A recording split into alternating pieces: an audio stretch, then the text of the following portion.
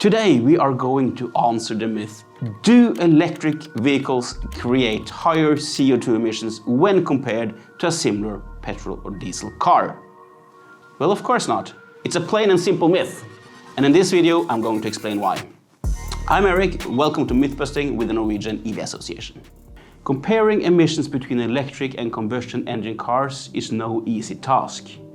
To do this, you need to look at the entire life cycle of the car from cradle to grave. From production to driving emissions and finally scrapping the car. Also, we must compare apples to apples, an SUV to an SUV, and so on. Sounds a bit complicated, right? It is. But luckily, we have a scientific way to do this, and it's called life cycle assessments.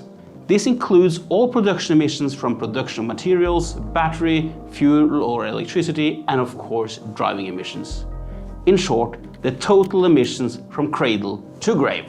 This type of analysis should be conducted by universities or research institutions with a proven track record who knows what they are doing. And then the conclusion is clear and undisputable. The total emissions created by electric vehicles from cradle to grave are far less when directly compared to a diesel or petrol car. And as we get newer data, the numbers just keep improving. But then I hear you ask, haven't there been conflicting studies claiming the exact opposite? Absolutely. That's why it's important to see who's behind the study and what assumptions they used. There is a lot of misleading studies out there that are not always conducted in good faith.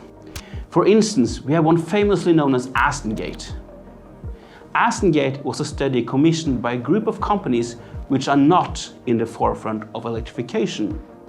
The study claimed that electric cars would have to travel as far as 80,000 kilometers before matching the carbon footprint of a petrol car. The study received a lot of undeserved attention.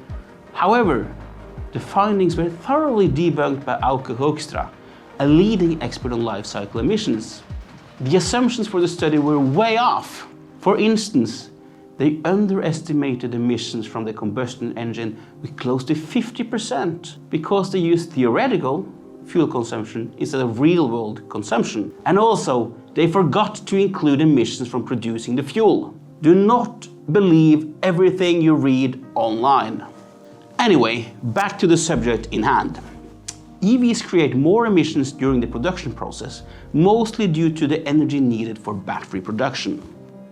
But as soon as you start driving the car, the emissions created by an internal combustion engine car quickly surpasses emissions created by an EV during production.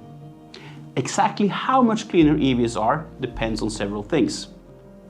Firstly, and perhaps most importantly, is how the electricity used is produced. The cleaner the electricity, the lower the emissions. Fact. This is also true for the car production. Battery production based on renewable energy creates a much smaller carbon footprint. You can find examples of this already today, here in Norway and in our neighboring country Sweden. But let's get back to total emissions and be more specific. According to calculations by the independent non-profit organization, the International Council on Clean Transportation, you know, the ones who busted Dieselgate a few years ago, it takes not 80,000, but between 18 and 20,000 kilometers of driving an EV in Europe or in the US to offset the extra production emissions. In other words, between 1 and 2 years of driving for the average car. And the emission gap continues to widen throughout the lifespan of the car. And let's not forget, there are no tailpipe emissions polluting local air. In Europe, EVs have roughly a third of the lifetime emissions created by a petrol car, and these numbers are constantly improving.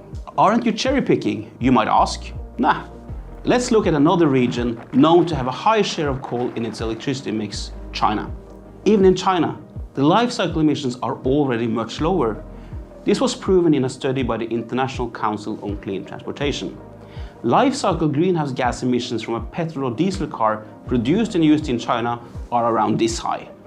But for EVs, we can reduce the emission numbers substantially. Moving back to the European energy mix, emission numbers from the entire life of an EV are devastating news for the internal combustion engine. We must also remember that our electricity production is shifting. An EV will get lower emissions from driving during its lifetime as we add more and more renewables to the mix, while a petrol car will just keep emitting, and emitting. So, myth busted. The sources we have used are down in the comments. If you want more myth busting, please like and subscribe.